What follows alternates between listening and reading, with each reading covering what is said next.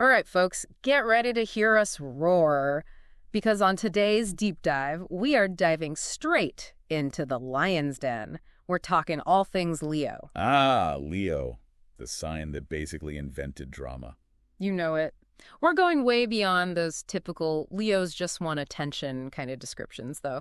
Today we've got excerpts from the title's a mouthful, Leo, the ultimate guide to an amazing zodiac sign in astrology by Mari Silva. Yeah. It's written by Mari Silva. Have you read it? It's cover to cover. It's a total breath of fresh air compared to all those, basic sun sign descriptions you usually see. Right, and that's what makes it so perfect for this deep dive. We're going for that full, in-depth Leo experience here. And what an experience it is. Silva really, gets this sign. Yes. For those, newer to astrology, where does Leo fit into the whole zodiac situation? Okay, so picture this. Leo is the 5th sign of the zodiac, and it's ruled by, drumroll please, the sun. Makes sense. Leos radiate sunshine, I swear, even on a cloudy day. Seriously. It's that vibrant, life-giving energy that just pulls people in. Yeah. And it's not just about being the center of attention. Right. Although Leos don't mind a little spotlight. Of course not. Who doesn't love a little spotlight? It's more about this warmth, and confidence, this creative spark they have. It's effortless. Like when that one friend walks into a room, you know the one, and just instantly brightens everyone's mood. That's total Leo energy. There's more to it, though, than that, I'd imagine. Oh, absolutely. Remember how I mentioned the sun being Leo's ruling planet? Mm-hmm. That's a deep connection. Just like the sun is at the center of our solar system, Leos often find themselves at the center of their social circles. And so, like the sun sustains life, Leos nurture those around them, especially their loved ones, their people. Totally. They're naturally generous and optimistic. It's contagious. And if we're getting technical for a sec, this all links back to the 5th house, governing self-expression, creativity, pleasure, all that jazz. Okay, so we've got the sun, the 5th house, but what about this whole fire sign thing? Got to play a role in the Leo personality, right? Oh, for sure. Think of fire's quality. Yeah. Passionate, energetic, always moving, striving upwards.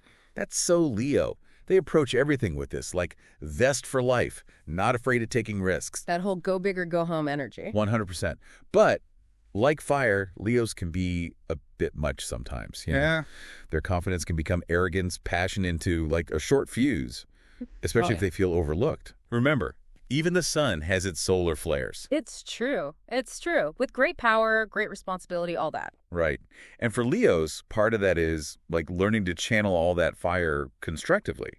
Enough about that, though. Let's talk romance. Ooh, yes. Things are about to get juicy. Chapter 4 is love and compatibility. What does Silva have to say about, who can handle a Leo? Buckle up, because it's not always pretty. First up, the fellow fire signs. We're talking Aries, Sagittarius. Okay.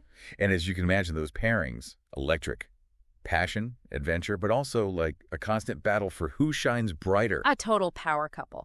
But those sparks could also lead to some blowout arguments. Oh, absolutely. It's that classic can't live with him, can't live without him. Right. Now, if our Leo wants something a little more balanced, maybe consider air signs like Gemini or Libra. Because air fuels fire. There's a metaphor in there. Bingo. Air signs, they're all about communication, intellectual stimulation, and that breezy detachment can actually be grounding for a Leo. Huh.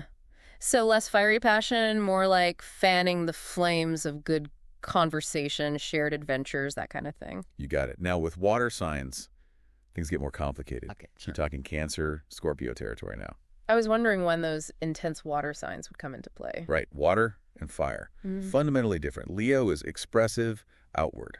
Water signs. Way more internal, emotionally driven. Yeah. Can lead to misunderstandings, power struggles, all that fun stuff. Like trying to mix oil and water, it just doesn't work. What about earth signs? Again, about bridging that energy gap. Yeah. Earth signs, so Taurus, Virgo, they want stability, practicality. Leos, all about spontaneity, grand gestures. Not exactly astrologically compatible, then. Not necessarily. Look, these pairings, they can be tough, sure, but challenges are also chances to grow. The key is understanding. Silva's big on this. Any sign can work with a Leo if they're willing to put in the work. So it's about appreciating that lion's mane, flaws and all. Yes. Leos need to feel admired, appreciated, and not just for the outward stuff, for those big hearts, that generosity. So basically, anyone dating a Leo, get ready to give a lot of compliments. Something like that. Yeah. But it's deeper than just praise. It's creating that dynamic where they feel seen, valued for who they truly are. Makes sense. But even with all that sunshine and generosity, Leos aren't perfect. What about chapter 5 and the challenging area? Spill the tea. Okay, spill it. Everyone's got their quirks. What are we talking with Leos? Well, sometimes, let's just say those lion paws can step on some toes. Haha. Okay. Silva doesn't shy away from Leo's, well, less flattering side. Lay it on me. One word, pride. Ah, yes. Classic Leo pride. It's their Achilles heel, you know.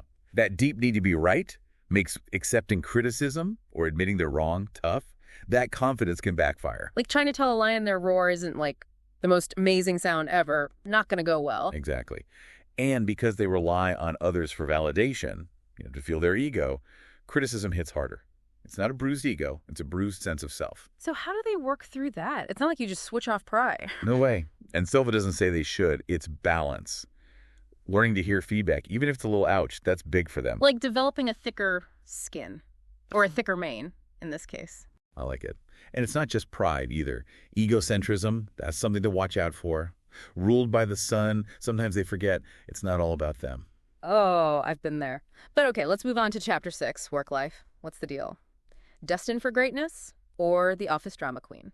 Honestly, could go either way. But that natural charisma, those leadership skills, it's a head start in a lot of careers.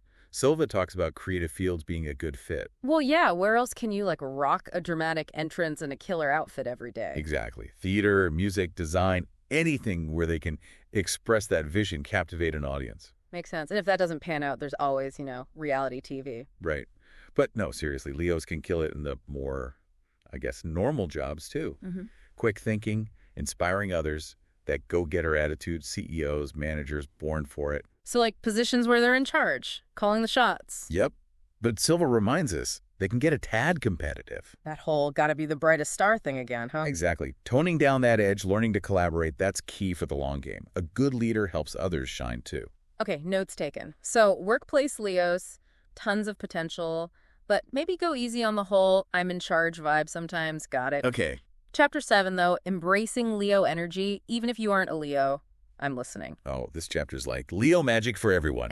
Silva wants us to all tap into our inner lion, sun sign be damned. Love that. How do we do that? Start practicing my roar. Maybe save it for karaoke. Start with affirmations, actually. Speaking what you want into existence, embracing that Leo confidence. Like, I am powerful. I am radiant. I deserve good things. Yeah. See, you get it.